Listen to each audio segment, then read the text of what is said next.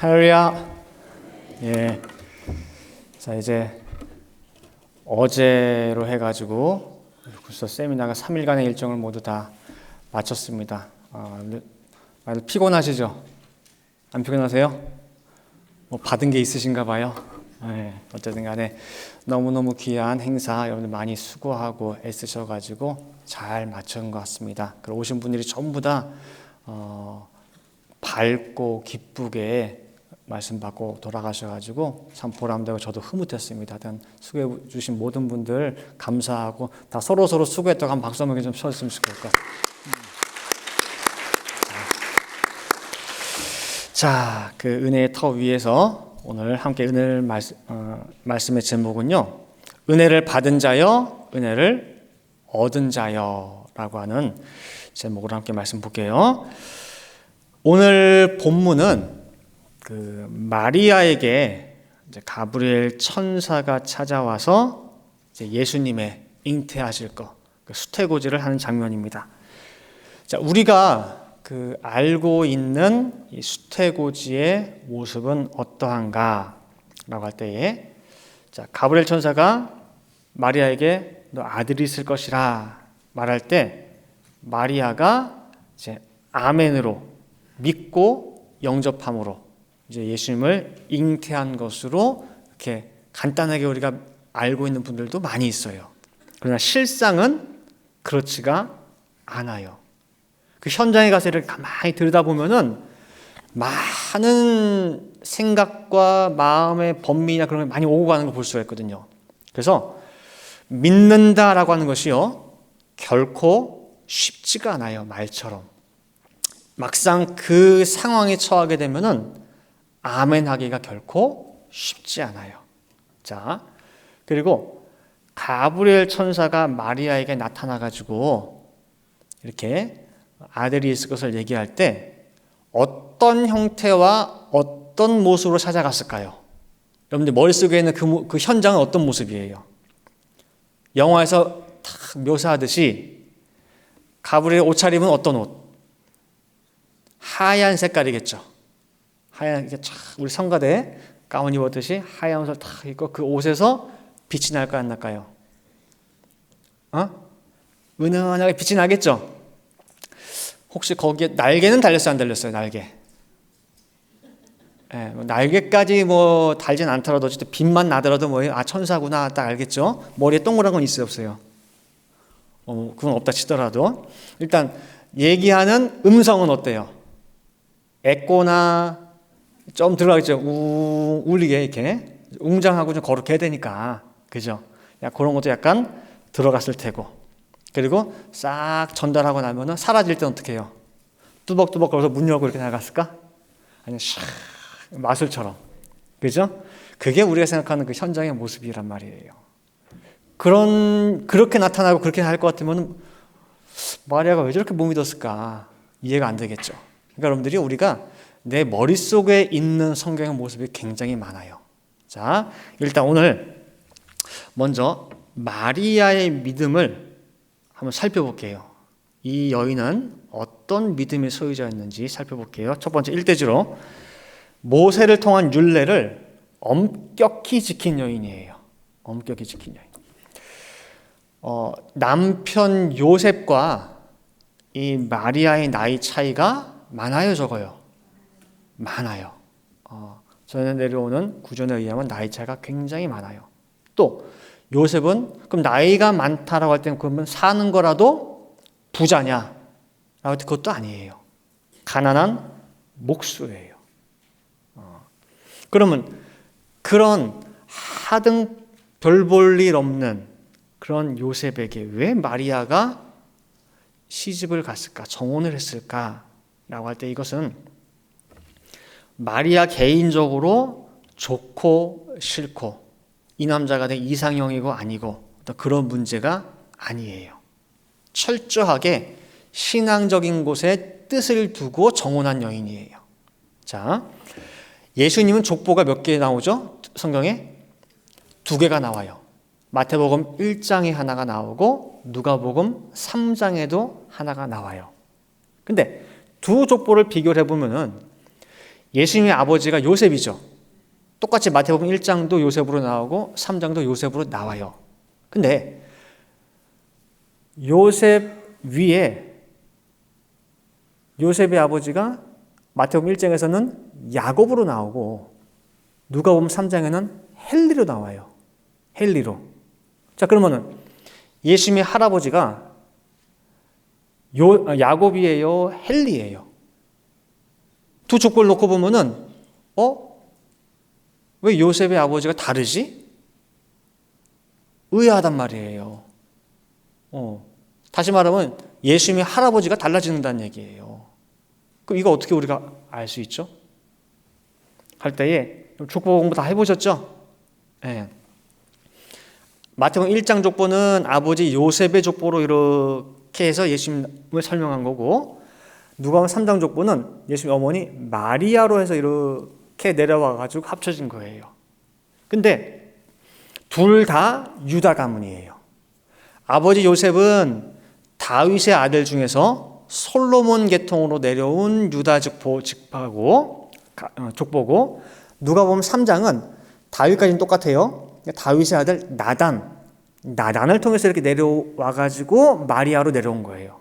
둘 다 유다 족보가 한 군데서 만나게 됐는데, 누가복음 3장 족보에서 왜 요셉의 아버지가 헬리로 나오느냐라고 할 때에, 실제로는 헬리가 마리아의 아버지, 요셉의 아버지가 아니라. 근데 왜 그렇게 기록했느냐 할 때에, 성경에 보면은 아들이 있으면은 그 기업, 대를 아들이 이어요. 근데 그 사람이 아들이 없이 딸만 있다라고 할 때는 그 기업을 딸이 이을 수가 있어요. 딸이 있고 그 딸이 시집을 가되 조건이 있어요. 조건이 뭐냐? 반드시 같은 지파한테 시집을 가야 돼요. 같은 지파한테. 그게 모세를 통해서 내려오는 율례, 즉 슬로브와 딸들의 규례예요. 규례. 즉 마리아는 믿음의 가문, 우리 가문이 믿음의 가문이에요. 그리고 그 대와 기업이 끊어지지 않도록 하려는 거예요. 특히나 유다 지파 이 가문은 어떤 가문이냐? 하나님의 약속이 있는데 반드시 내가 메시아를 유다를 통해서 보내겠다라고 하는 그 약속에 있는 가문, 그리고 그 언약을 붙잡고 있었던 믿음의 여인이에요. 그래서 우리 기업의 대를 내가 반드시 이어야 되는데 끊기면 안 돼요. 근데 조건이 뭐냐? 반드시 나는 유다 지파에게만 가야 돼. 그리고 그걸 잇기 위해서 설령 나이가 많아도 가난해도 내가 요셉과 정혼을 해서 메시아 오는 대를 잇겠다는 그런 믿음의 소유자가 바로 이 마리아라는 것입니다. 그 다음에 이대지로 표적을 캐치하는 귀와 새기는 능력이 있었어요. 한국말로 어떻게 하려고 하다가 그냥 영어로 썼어요. 표적을 뭐예요? 딱 캐치하는 능력이 있어요. 그리고 새겨요. 자,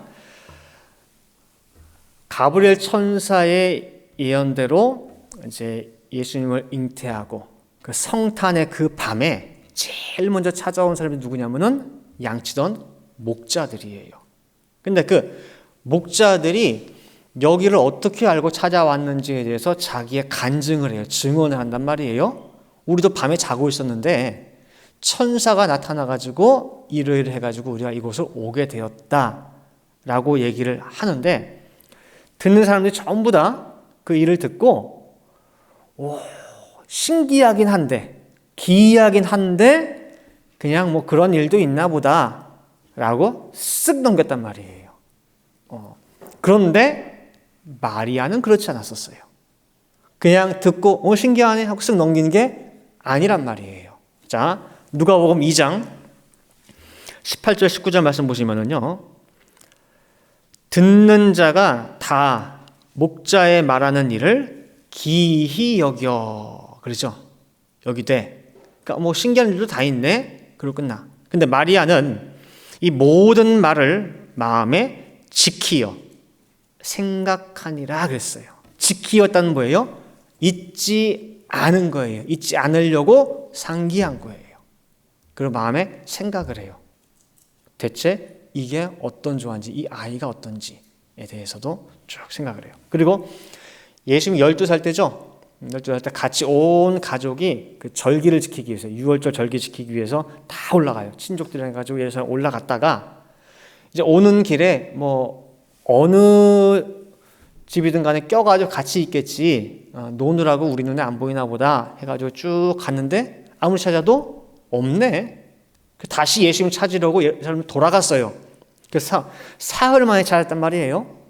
찾아가지고 다그쳐요. 혼을 내죠. 너 이 녀석 말이야, 엄마 아빠가 얼마나 걱정인 줄 아냐고.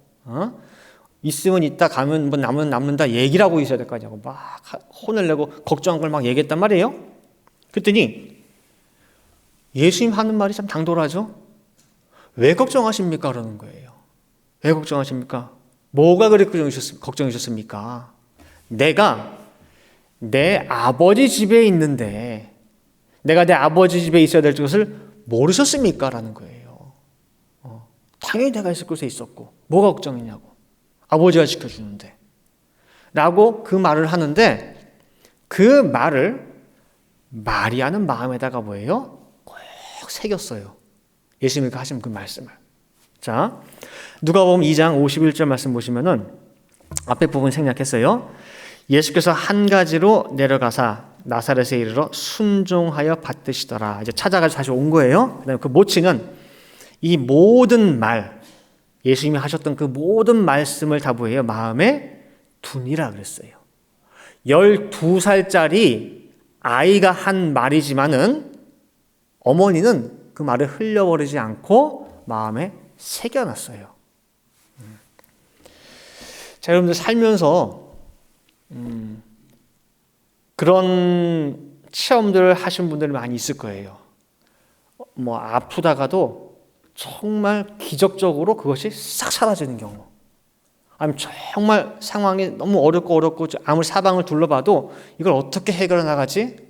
근데 정말 기적 같은 역사를 해가지고 그 일이 술술술 해결되는 거가 있어요. 그죠? 정말 이거는 내가 간절히 기도하고 하나님이 역사하신 것으로밖에는 도저히 설명이 안 되는 그런 일들 분명히 겪게 돼 있어요. 그죠? 우리가 성경상에 마리아가 천사 만나서 수태고지 받고 이런저런 양치는 목자, 동방박사, 예수님의 이런 모든 말씀 듣고 어떻게 안 믿을 수가 있지? 라고 우리는 이상해요. 의아해요. 못 믿는 게 더 이상한데? 근데 우리가 살면서 겪는 하나님의 기적 같은 역사, 도움의 손길, 만약에 그것들을 성경에 기록을 해놨다. 그럼 여러분들 겪었던 그 체험들, 그 기적의 현장들이 몇 장에 걸쳐서 기록이 될 거예요. 그러면 후대에 그 글을 읽는 사람들이 보고 들으면서 와, 이 사람은 이 역사를, 이 체험을 하고 왜 흔들리지? 그 후에? 왜 못 믿지? 이 정도 기적을 겪었으면 나는 절대 의심 못할 텐데? 라고 하는 대상이 누가 되는 거예요? 우리 각자가 되는 거예요.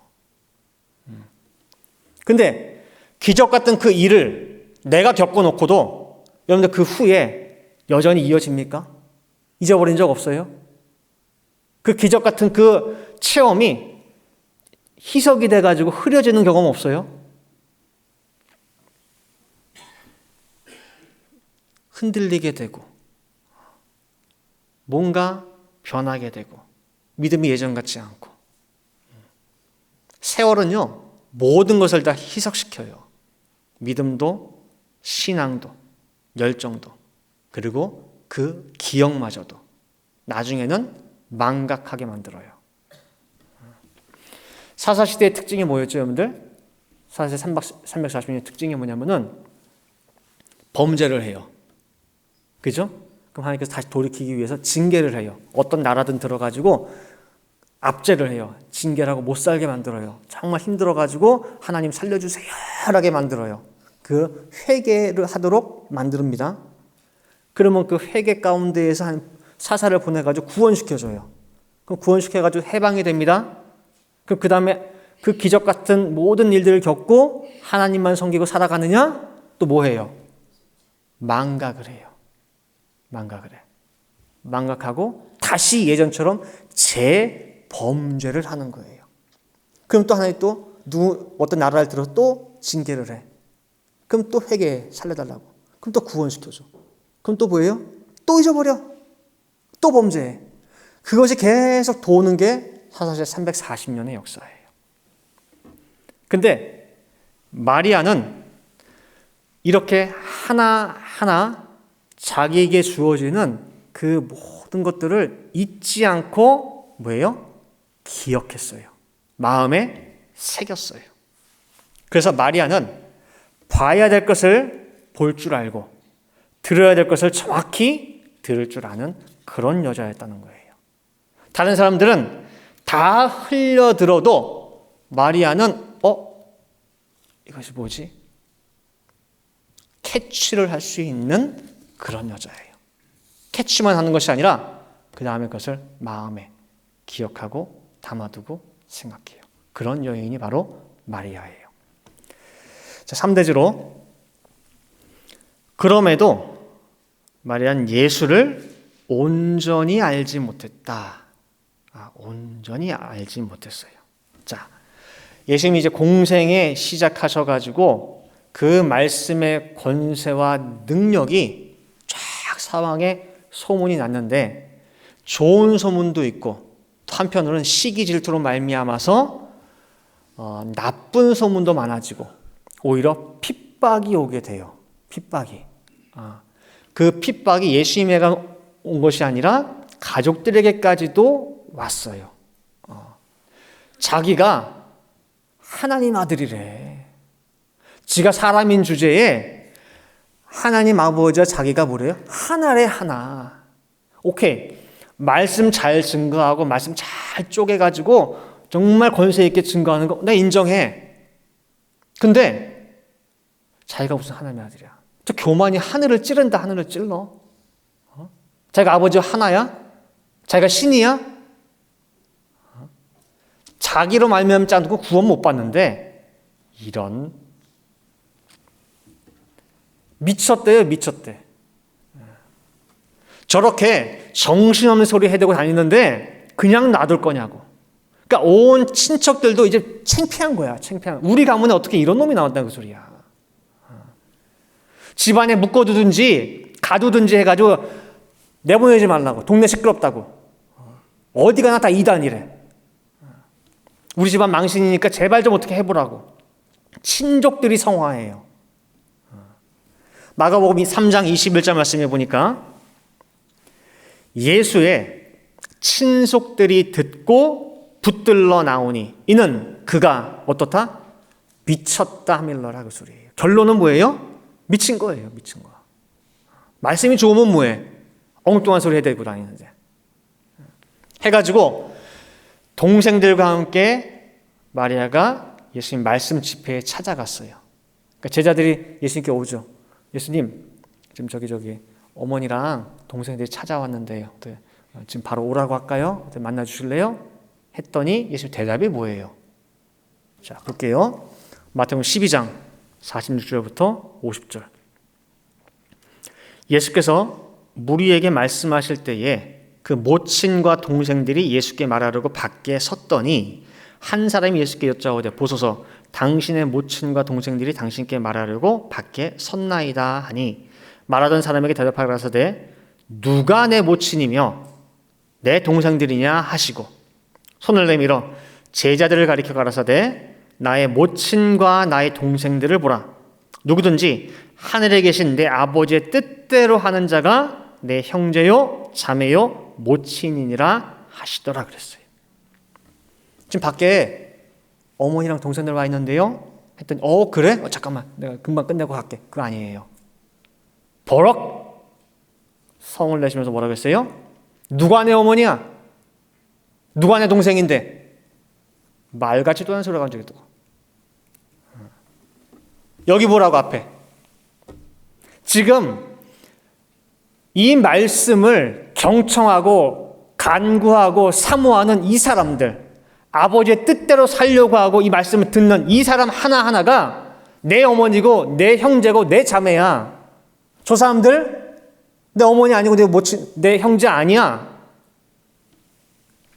이게 무슨 망신입니까 이게? 그 많은 사람 앞에서. 그럼 예수님께서 왜 그러셨어요? 왜?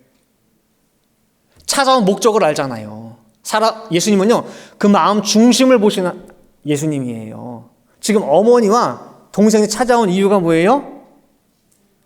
데리러 온 거예요, 데리러. 제발 좀 조용히 하라고. 집안 부끄럽다고. 나를 믿지 못하고 오는 거예요, 지금. 아버지 뜻이 뭔지도 모르고 지금 찾아온 거란 말이에요. 뜻도 모르면 어머니, 동생들이 아니라 뜻을 위해서 이 자리에 있는 이 사람들이 뭐예요? 내 어머니고 내 동생들이란 얘기예요. 그래서 이렇게 말씀하신 거예요. 아직까지는 마리아가 뭐예요? 예수님을 온전히 알지 못하고 온전히 믿지 못하고 있어요. 어떤 분인지를. 사대지로. 그러나 마리아는 끝까지 예수님과 함께 했어요. 끝이 결론이 해피엔딩이에요. 끝이 좋아요. 십자가 밑에 5사람이 있었어요. 5사람. 그렇게 예수님이 메시아다, 구세주다, 다윗 자손이라, 호산나라, 우리를 구원해 주셔서 외치던 사람들이 일주일 사이에 뭐예요? 십자가 앞에서 다 도망갔어요. 다 도망갔어. 다 도망간 가운데 십자가 밑에 예수님과 함께 고통을 나눈 사람이 5명이 있어요. 5명. 그 중에 모친 마리아가 있어요. 5명의 이름이 뭐냐면 첫 번째가 제자 요한이죠. 요한. 그 다음에 이모인 살로메. 그 다음에 글로바의 아내 마리아. 그 다음에 막달라 마리아. 그 다음에 모친 마리아. 이 5명이 십자가 밑에 같이 함께 있고, 모친 마리아가 십자가상에서 예수님께서 모든 물과 피를 흘리는 가운데에 마지막 숨을 거두는 그 순간까지 지켜보면서 그 고통을 함께 한 사람이 마리아예요, 어머니. 그리고 끝까지 함께하는 가운데에 오순절 성령 강림의 그 자리에도, 그 120명의 명단 속에도 누가 있느냐? 모친 마리아와 동생들이 있어요. 자, 사도행전 1장 14절 말씀 보시면은요, 여자들과 예수의 모친 마리아와 예수의 아우들로 더불어 마음을 같이하여 전혀 기도에 힘쓰니라. 끝까지 함께했죠, 마리아가. 지금까지 우리가 살펴본 대로 마리아는 믿음의 여인이고, 작은 것도 흘리지 않고 캐치하고 듣고 새기는 그런 여인이에요. 그런 기본적인 믿음의 터가 있기 때문에 천사가 찾아온 거예요. 가브리엘 천사. 그냥 아무나 찾아온 게 아니에요. 그리고 기쁘고 복된 소식을 오늘 지금 전하는 거예요. 그죠? 여자의 후손, 창세기 3장 15절에 예언된 그 메시아 언약이 너를 통해 성취된다는 거예요. 너를 통해서. 그럼 어떻게 해요? 할렐루야죠, 할렐루야.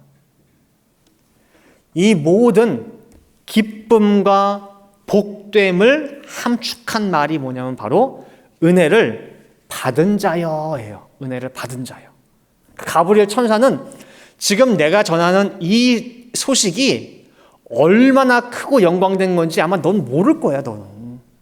그러니까 가브리엘 천사만 알아. 이게 얼마나 큰 건지. 그거를 어떻게 말로 표현을 구체적으로 1시간, 2시간으로 할 수가 없어. 근데 그 모든 것들을 다 함축해가지고 딱 집어넣은 말이 뭐냐면은 은혜를 받은 자예요.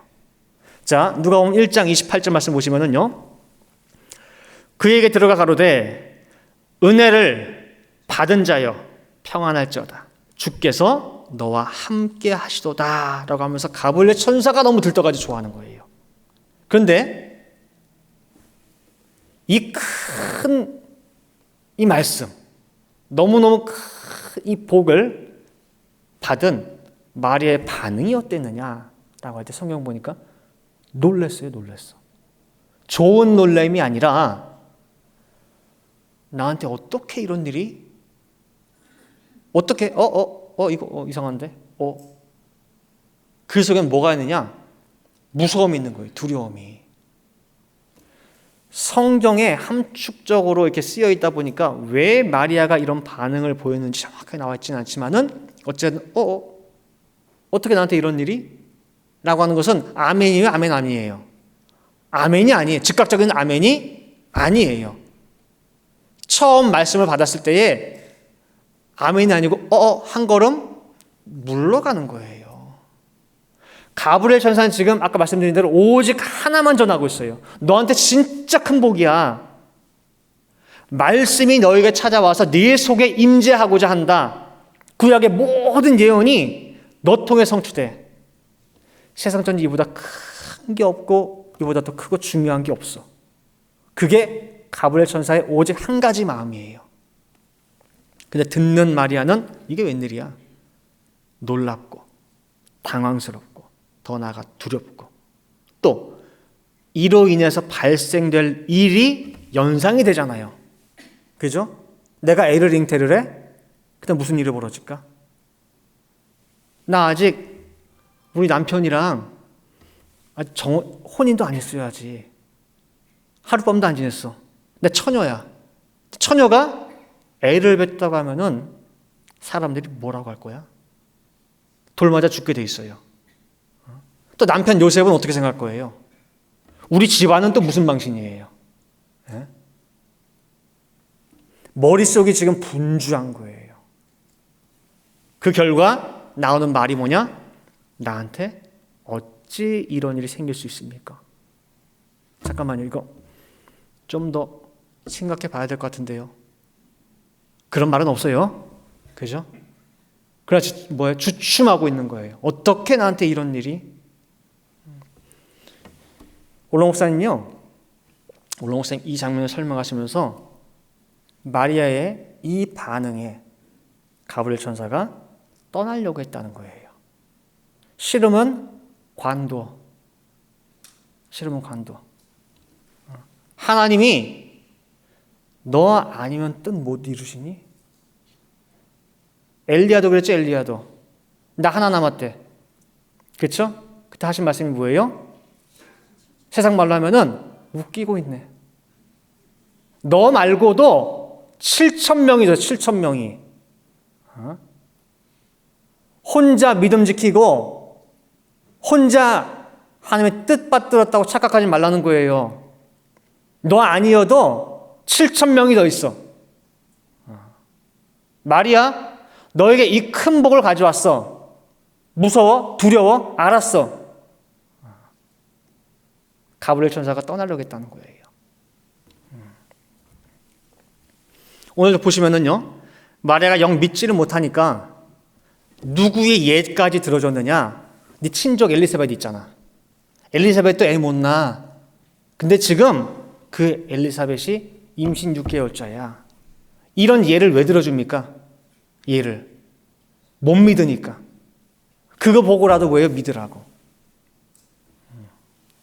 마리아가 한 번에 아멘을 했으면은 가브리엘이 입 아프게 왜 엘리사벳이 이렇다 저렇다 구차하게 설명하냐 그 소리예요. 마리아가 못 믿으니까. 누가복음 1장 34절에도 마리아가 천사에게 말하되 나는 사내를 알지 못하니, 아직 처녀란 얘기예요. 근데 어찌 이 일이 있겠습니까? 그러는 거예요. 또 남녀 없이 처녀가 잉태합니까? 애배입니까? 하니까 가브리엘 천사 하는 말이 하나님 말씀이 능치 못한 게 있니? 그래도 믿지 못하겠으면 관둬.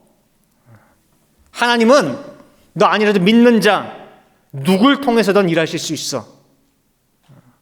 가브리엘 천사가 떠나려는 그 바람에 놀래가지고 마리아가 탁 잡은 거예요.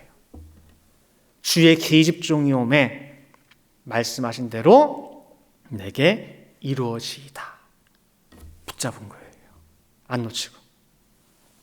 누가복음 1장 37절 38절 말씀 보시면은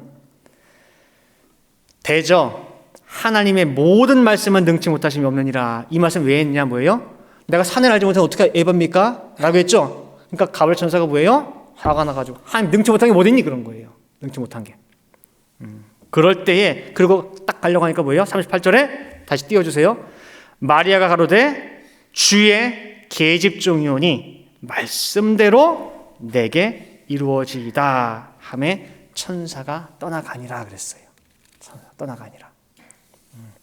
그리고 나서 마리아가 후다닥 뭐 했느냐? 바로 엘리사벳 집으로 찾아가죠. 진짜 그런 거 아닌가?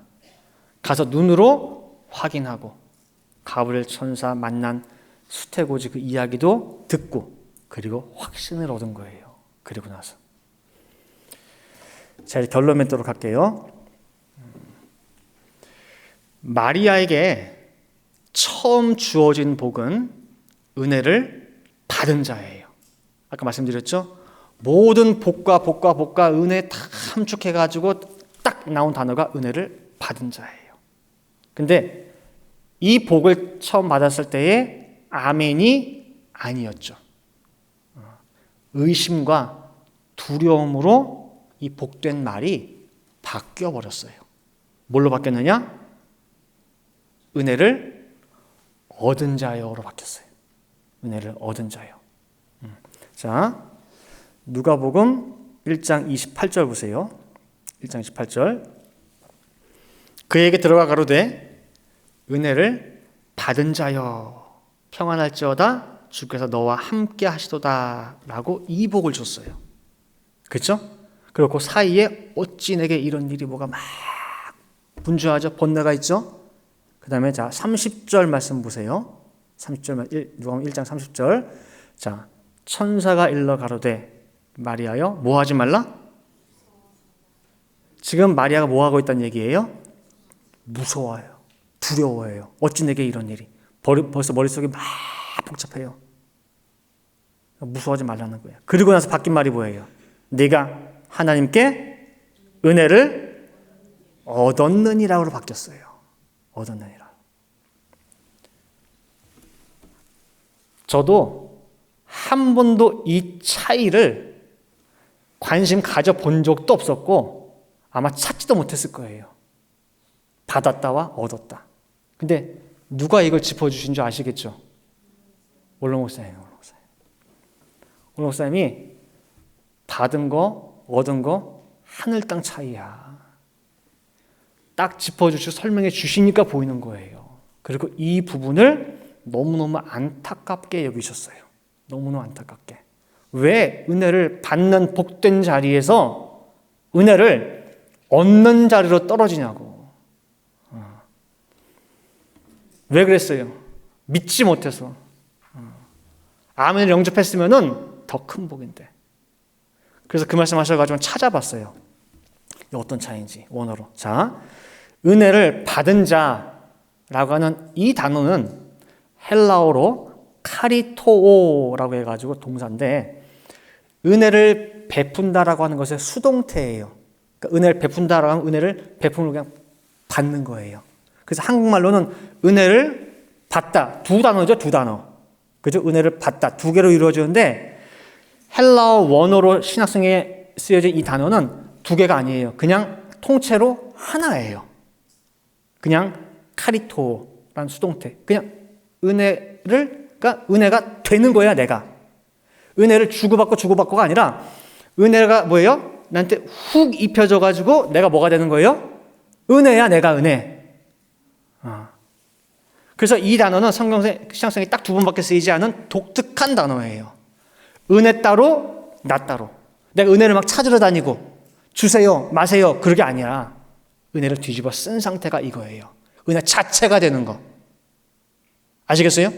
근데 은혜를 얻었느니라 이거는 뭐냐면은 두 단어예요.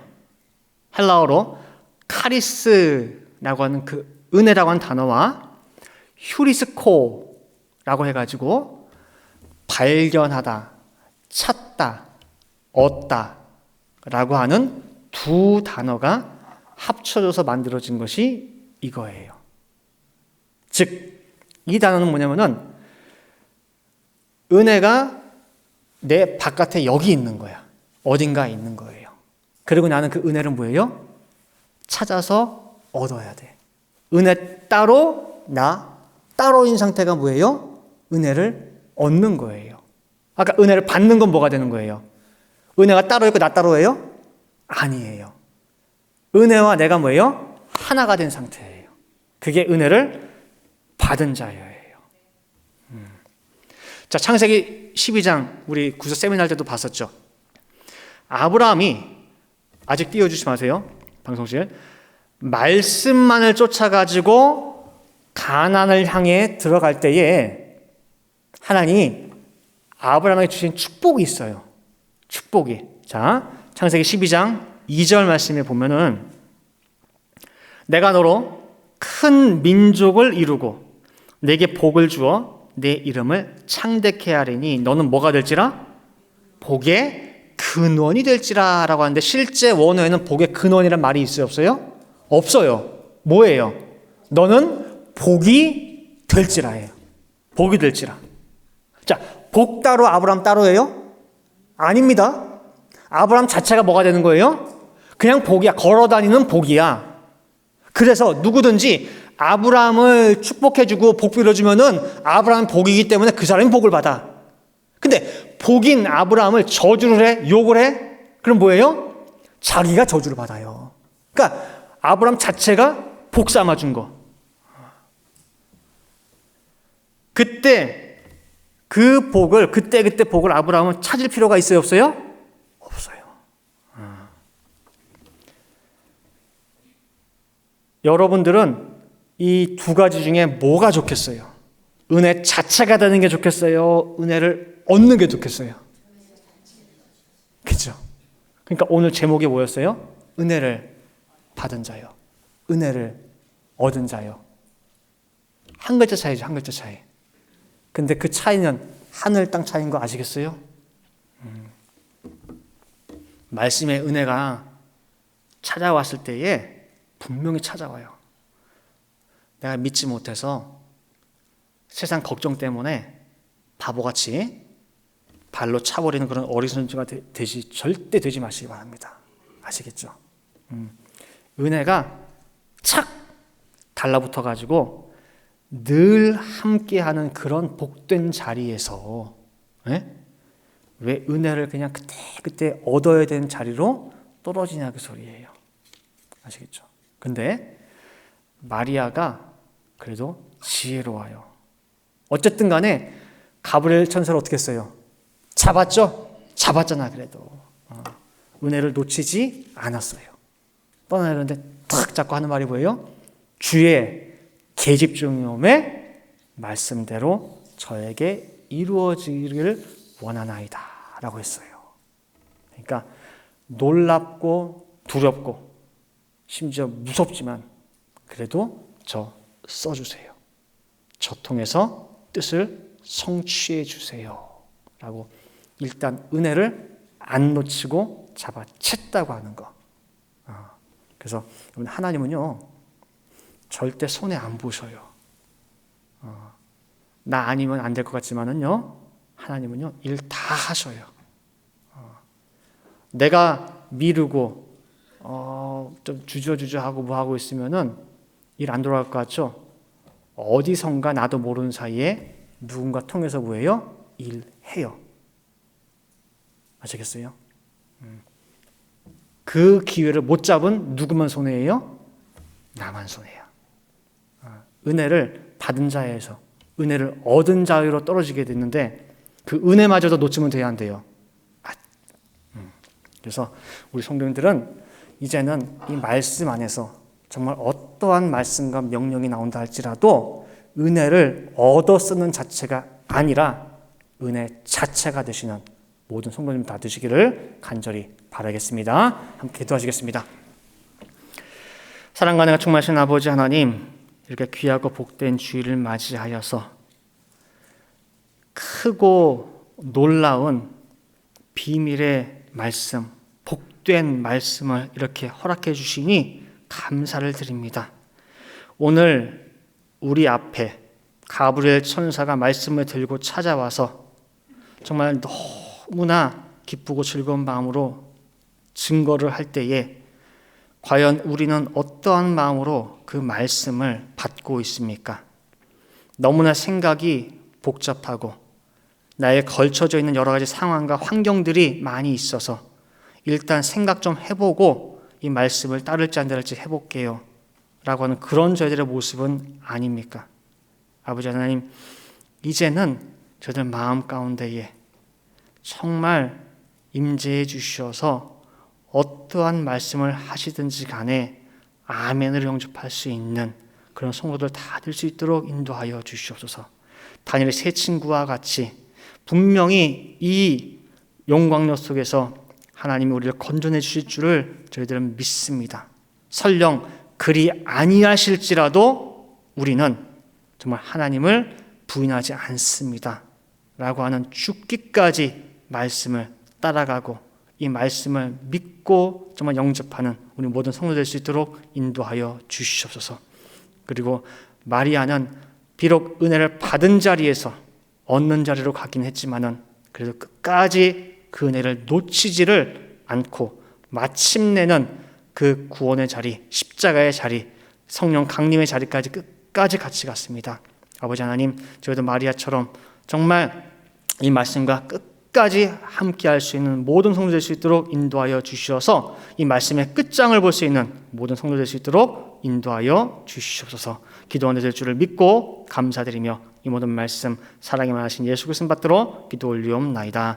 아멘.